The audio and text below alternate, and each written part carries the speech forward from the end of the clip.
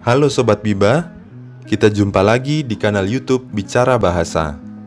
Kali ini kita akan membahas tentang Sumpah Pemuda dan ejaan bahasa Indonesia. Tahukah kamu bahwa Sumpah Pemuda merupakan hasil dari kesepakatan bersama dalam Kongres Pemuda kedua atas inisiatif Persatuan Pelajar-Pelajar Indonesia atau P3I. Naskah yang dirumuskan itu kemudian dikenal sebagai Sumpah Pemuda dan diumumkan seusai kongres tersebut yang diselenggarakan di Gedung Indonesisch Clubhuis Jalan Kramat Raya, Jakarta Pusat pada 28 Oktober 1928. Pada masa itu, bahasa Indonesia masih disebut sebagai bahasa Melayu. Penulisannya sama seperti berbagai bahasa daerah di seluruh Nusantara, yaitu menggunakan huruf Latin dan mengacu pada ejaan Van Ophuijsen, termasuk naskah Sumpah Pemuda. Ejaan tersebut diciptakan oleh orang Belanda bernama Charles A. Van Ophuijsen, serta dibantu oleh Engku Nawawi, gelar Sultan Makmur, dan Muhammad Taib Sultan Ibrahim. Ejaan Van Ophuijsen merupakan ejaan pertama di Indonesia yang secara resmi diterbitkan pada tahun 1901. Sifatnya masih sederhana bila dibandingkan dengan bentuk ejaan yang pernah berlaku di Indonesia. Namun, kesederhanaan itu menjadi sumbangsih untuk ejaan yang digunakan saat ini. Ciri khas yang terlihat pada ejaan ini yaitu menggunakan huruf J yang merujuk pada huruf Y yang sekarang digunakan. Ciri khas lainnya yaitu menggunakan tanda diakritik seperti tanda koma ain atau tanda koma yang digunakan di atas huruf. Maksud dari tanda koma ain itu untuk menggantikan huruf K jika ejaan yang digunakan seperti sekarang ini. Ejaan kedua yang resmi berlaku di Indonesia yaitu ejaan Suwandi.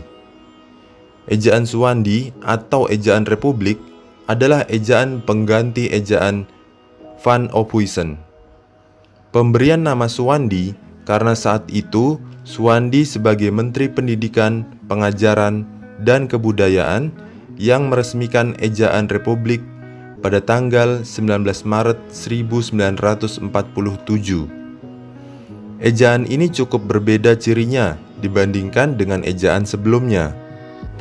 Ejaan Suwandi tidak lagi menerapkan gabungan huruf OE dan diganti menjadi huruf U.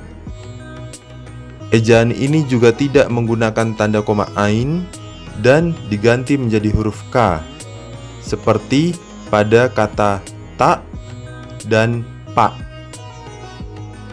Ejaan Suwandi pun menggunakan angka 2 sebagai bentuk pengulangan kata. Maksud dari angka 2 adalah untuk memberikan pengertian bahwa ketika ada kata yang melekat dengan angka 2, artinya diulang sesuai bentuk dasarnya. Misalnya, guru-guru, kanak-kanak, dan tuan-tuan. Ternyata penulisan angka 2 itu cukup mempermudah orang untuk mengulang kata dasar yang dimaksud. Kemudian, ejaan ketiga yang resmi berlaku di Indonesia yaitu ejaan yang disempurnakan atau EYD. Ini menjadi tonggak ketiga dalam perjalanan panjang ejaan dalam bahasa Indonesia. Ejaan yang disempurnakan atau EYD pada dasarnya bertujuan untuk menyempurnakan ejaan-ejaan yang pernah berlaku di Indonesia. Sebab bahasa Indonesia terus berkembang dan bahasa itu berperan penting dalam kedudukannya sebagai bahasa persatuan dan bahasa resmi negara.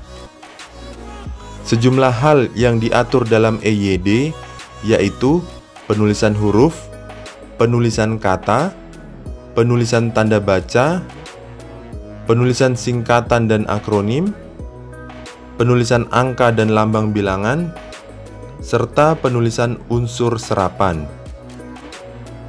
Penggunaan ejaan ini adalah yang paling lama di Indonesia, yaitu berlaku sejak tahun 1972 sampai tahun 2015, hingga akhirnya ada ejaan terbaru. Berikutnya, yang keempat, yaitu Ejaan Bahasa Indonesia atau EBI.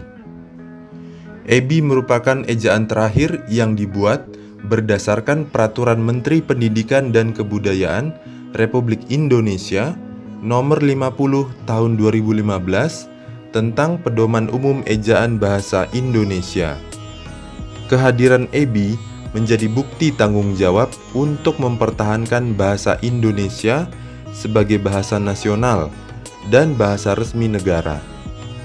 Penyusunan ejaan ini merupakan penyempurnaan dari EYD dan bisa dibilang untuk merespons perkembangan zaman karena makin luasnya penggunaan bahasa Indonesia dalam berbagai bidang kehidupan. EBI berguna untuk mengingatkan bagaimana cara menggunakan bahasa Indonesia. Apalagi saat ini banyak generasi muda yang menggunakan bahasa asing.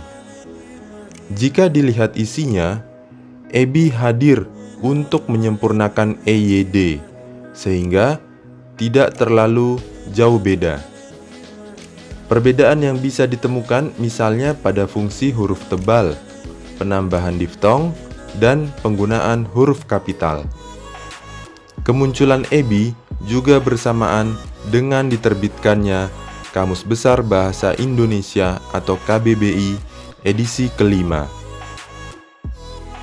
Itulah tadi penjelasan tentang Sumpah Pemuda dan sejarah perjalanan ejaan bahasa Indonesia hingga saat ini. Semoga bermanfaat dan terima kasih.